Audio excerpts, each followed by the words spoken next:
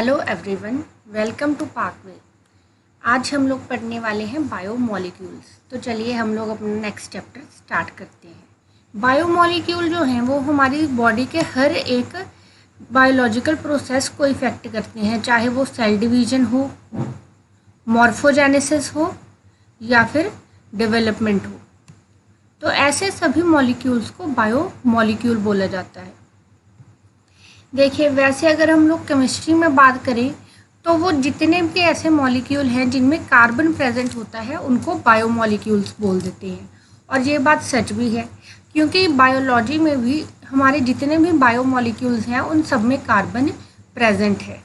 हमारे जो बायोमोलिक्यूल्स हैं उनको मेजरली 4 क्लासेस में हम लोग बाइफरकेट कर सकते हैं। ये अब हम उन चारों ही टाइप्स के बारे में एक एक करके पढ़ लेते हैं कि वो 4 टाइप्स हैं कौन सी। उन 4 टाइप्स में से पहली टाइप है कार्बोहाइड्रेट्स। देखिए, कार्बोहाइड्रेट्स के बारे में आप लोगों ने वैसे बहुत ज़्यादा सुन रखा होगा। डाइट के बारे में जब भी बात करते हैं तो बोलते हैं कट योर कार्ब्स, कि कार्बोहाइड्रेट जो हैं वो हमें ज़्यादा नहीं खाने चाहिए। तो इससे पता चलता है कार्बोहाइड्रेट जो हैं हमारे फूड का कंपोनेंट है। देखिए, हम लोग सबसे सिंपल टर्म्स में अगर पढ़ें तो carbohydrates are chemically defined as polyhydroxy aldehydes और कीटोन्स और compounds which produce them on hydrolysis. Carbohydrates क्या होते हैं? ऐसे सभी कंपाउंड जिनकी हाइड्रोलाइसिस से पॉलीहाइड्रोक्सी एल्डिहाइड या कीटोन बने, वो सारे के सारे कार्बोहाइड्रेट्स होते हैं। और खुद जो पॉलीहाइड्रोक्सी कीटोन और एल्डिहाइड्स होते हैं वो भी कार्बोहाइड्रेट्स होते हैं। ठीक है, आप ध्यान से सुनिए। सारे के सारे पॉलीहाइड्रोक्सी एल्डिहाइड्स और कीटोन्स जो हैं वो कार्बोहाइड्रेट होते हैं। और उसके अलावा ऐसे कंपाउंड्स जिनकी हाइड्रोलिसिस से हम लोगों को पॉलीहाइड्रोक्सी एल्डिहाइड्स या कीटोन मिले उनको भी कार्बोहाइड्रेट्स बोलते हैं। ना layman's term we acknowledge carbohydrates as sugars और सब्सटेंस दैट टेस्ट स्वीट। अगर हम लोग कॉमन टर्म्स में बात करें तो कार्बोहाइड्रेट्स जो हैं उनको हम लोग शुगर्स भी बोल देते हैं या फिर ऐसे सब्सटेंस होते हैं जिनका टेस्ट मीठा होता है। They are collectively called as saccharides. ठीक है, जो कार्बोहाइड्रेट्स हैं उनको सैकराइड्स भी बोल देते हैं। अब ये जो सैकराइड्स हैं ये कई तरह के हो सकते हैं। ठीक है, depending on the number of constituting sugar units obtained upon hydrolysis. अब मान लीजिए हमने किसी एल्डिहाइड का या कीटोन का हाइड्रोलाइसिस किया तो उसके बाद हर एक कार्बोहाइड्रेट यूनिट में जितने शुगर मॉलिक्यूल्स प्रेजेंट होंगे उसके अकॉर्डिंग ये जो कार्बोहाइड्रेट्स हैं ये मोनोसैकेराइड भी हो सकते हैं। या मोनो का मतलब है 1, मोनो मीन्स 1 जिसमें एक ही शुगर यूनिट हो। ओलिगोसैकेराइड्स भी हो सकते हैं। ओलिगोसैकेराइड्स कौन से होंगे? जिनमें 2 से लेके 10 शुगर यूनिट्स होंगी। और पॉलीसैकेराइड्स भी हो सकते हैं। पॉली का मतलब है मैनी, तो पॉली वो कार्बोहाइड्रेट होंगे जिनमें 10 से ज़्यादा शुगर मॉलिक्यूल्स होंगे। कार्बोहाइड्रेट्स जो हैं उनके हमारी बॉडी में मल्टीपल फंक्शन है। सबसे पहले तो ये कि वो डाइटरी सोर्स है एनर्जी का। हम लोगों को जो एनर्जी चाहिए उसका कार्बोहाइड्रेट से एक मेजर सोर्स है। दूसरी चीज़ ये कि वो हमारे स्ट्रक्चर के कॉन्स्टिट्यूट्स हैं। हमारे जो बहुत सारे स्ट्रक्चरल कंपोनेंट्स हैं वो भी कार्बोहाइड्रेट से बने होते हैं। जैसे कि सेलुलोज जो है वो भी कार्बोहाइड्रेट से बना है और वो एक प्लांट फाइबर है। Next biomolecule is proteins. वैसे प्रोटीन्स के बारे में हम लोग थोड़ा बहुत अपनी दूसरी यूनिट डीएनए में पढ़ चुके हैं कि जो डीएनए है, डीएनए से एमआरएनए बना और एमआरएनए का रिजल्टिंग जो मॉलिक्यूल होता है वो प्रोटीन होता है। अब प्रोटीन जो है वो भी एक बायोमोलिक्यूल है क्योंकि वो हमारी लाइफ के लिए बहुत इम्पॉर्टेंट है। और असल में हमारे जितने भी बायोलॉजिकल प्रोसेसेस हैं वो इंडीड प्रोटीन्स की वजह से ही चलते हैं। Proteins are another class of indispensable biomolecules which makes up around 50% of cellular dry weight। देखिए, जो प्रोटीन्स हैं वो एक ऐसे बायोमोलिक्यूल हैं जो हमारे सेलुलर ड्राई वेट का ऑलमोस्ट 50% है।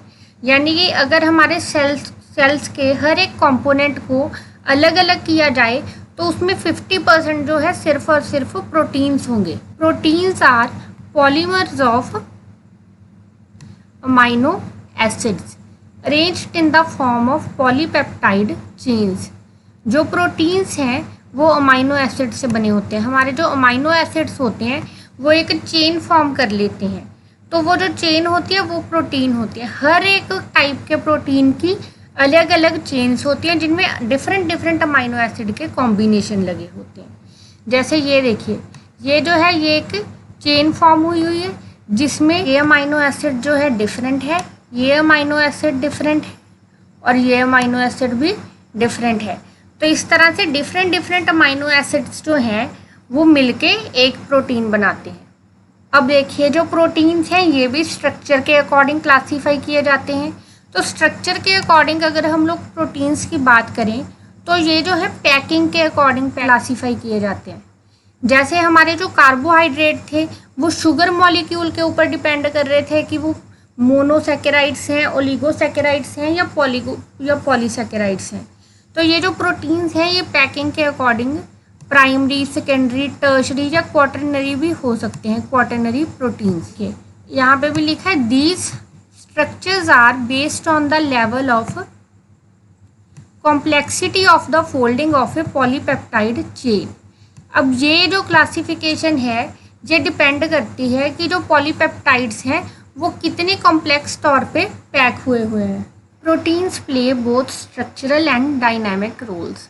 अब ये जो प्रोटीन है ये किसी भी ऑर्गेनिज्म की बॉडी में बहुत सारे रोल प्ले करते हैं। अगर हम लोग ह्यूमंस की बात करें तो हमारी बॉडी की जितनी भी मसल्स हैं सारी की सारी प्रोटीन से बनी होती हैं। आप लोगों ने सुना ही होगा अक्सर कि जो बॉडी बिल्डर्स हैं वो प्रोटीन बहुत ज़्यादा लेते हैं। इसकी क्या वजह है कि जो मसल्स हैं वो प्रोटीन से बनती हैं। उसके अलावा हमारी जो मसल मूवमेंट है उनको भी मायोसिन नाम का एक प्रोटीन जो है वही कंट्रोल करता है। हमारे जितने भी एंजाइम्स आप लोग जानते हो, बिना एंजाइम्स के तो लाइफ का एक प्रोसेस नहीं हो सकता।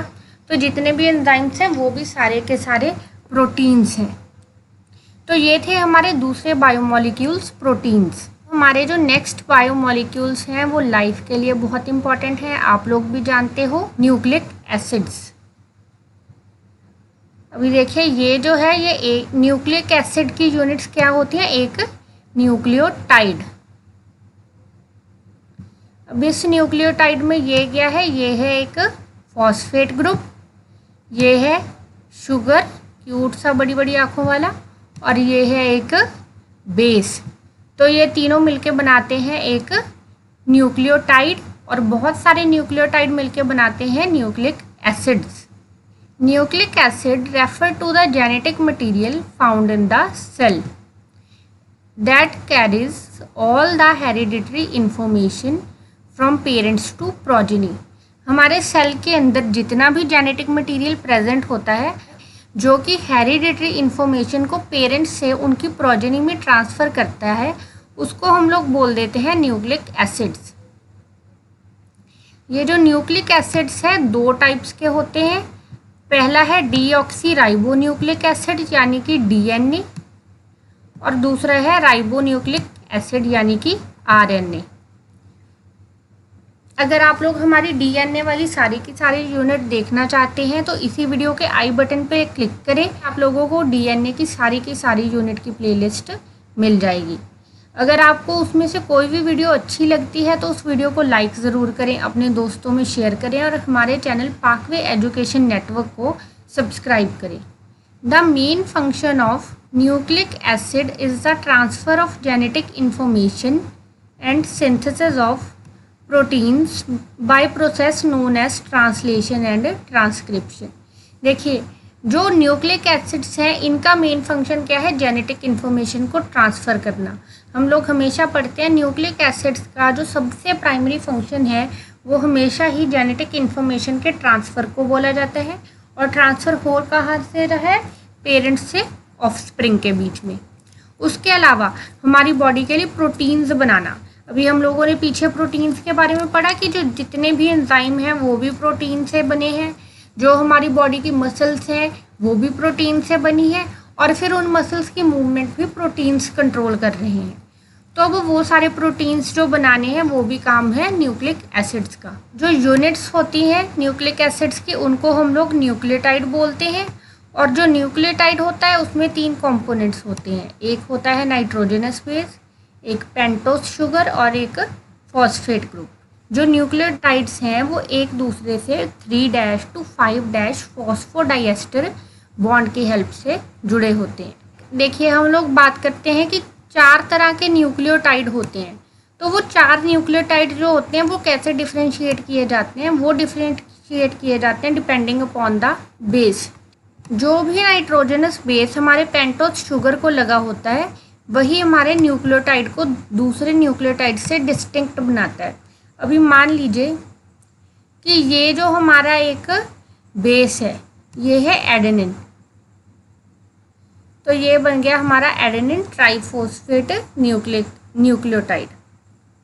अगर यहाँ पे लगा होता ग्वानिन तो ये बन जाता हमारा ग्वानिन ट्राइफॉस्फेट न्यूक्लियोटाइड।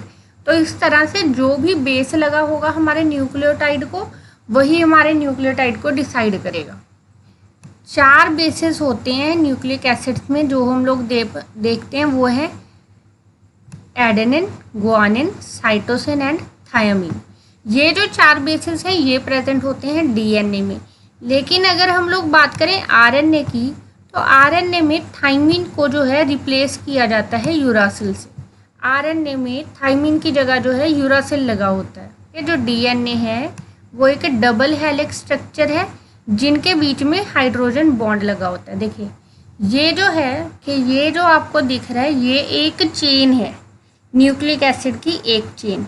और हमारा जो डीएनए है वो ऐसी 2 चेन से बना होता है। ऐसी जो 2 चेन्स हैं और उनके बीच में इस तरह से हाइड्रोजन बॉन्ड फॉर्म हुए होते हैं। तो इस तरह से 2 चेन्स हाइड्रोजन बॉन्ड की हेल्प से एक दूसरे से अटैच होती हैं। और ये जो हमारा डीएनए मॉलिक्यूल है इसकी दोनों चेन्स एंटी पैरेलल होती हैं। एंटी पैरेलल का मतलब क्या है कि एक चेन का अगर 3' इस तरफ है तो दूसरी चेन का जो 3' होगा वो इस तरफ होगा। तो इस तरह से हमारे जो डीएनए की दोनों ही चेन्स हैं वो एक दूसरे से एंटी पैरेलल डायरेक्शन में चलती हैं। तो जो हमारे लास्ट बायोमॉलिक्यूल्स आ गए हैं वो हैं लिपिड्स। वैसे लिपिड्स के बारे में अभी तक हम लोगों ने एक जगह और पढ़ा है, वो हम लोगों ने पढ़ा है हमारी प्लाज्मा मेम्ब्रेन की में, कि जो हमारी प्लाज्मा मेम्ब्रेन है वो 2 बाइलिपिड्स की लेयर से बनती है। Lipids are organic substances that are insoluble in water, soluble in organic solvents, are related to fatty acids and are utilized by living cell। जो लिपिड्स हैं वो ऐसे ऑर्गेनिक सब्सटेंस हैं जो वाटर में इंसॉल्युबल हैं और ऑर्गेनिक सॉल्वेंट्स में सॉल्युबल हैं। हम लोगों ने अपनी प्लाज्मा मेम्ब्रेन वाली वीडियो में पढ़ा था कि जो लिपिड्स हैं वो बाइपोलर हैं। बाइपोलर का मतलब क्या है, उनकी 2 साइड्स हैं, एक उनका हाइड्रोफिलिक एंड है, एक उनका हाइड्रोफोबिक एंड है। अब ये जो उनका हाइड्रोफिलिक एंड है वो तो वाटर लविंग है, लेकिन जो हाइड्रोफोबिक एंड है वो वाटर फेयरिंग है। तो हमारी जो प्लाज्मा मेम्ब्रेन होती है, मेम्ब्रेन में क्या होता है, ये जो हेड होता है इसका ये होता है बाहर की तरफ, और ये जो टेल्स यानी कि हाइड्रोफिलिक एंड होता है ये होता है अंदर की तरफ। तो अब इससे हमें क्या पता चलता है कि जो हमारे लिपिड्स हैं, लिपिड्स का हेड जो है, हेड है वाटर लविंग और जो टेल है ये है वाटर फेयरिंग। तो हमारे लिपिड्स जो हैं बाइपोलर मॉलिक्यूल हैं और जनरली ये फैटी एसिड्स में आते हैं। जितने भी लिपिड्स हैं ये फैटी एसिड में आते हैं और लिविंग सेल्स इनको यूज़ करते हैं। Lipids include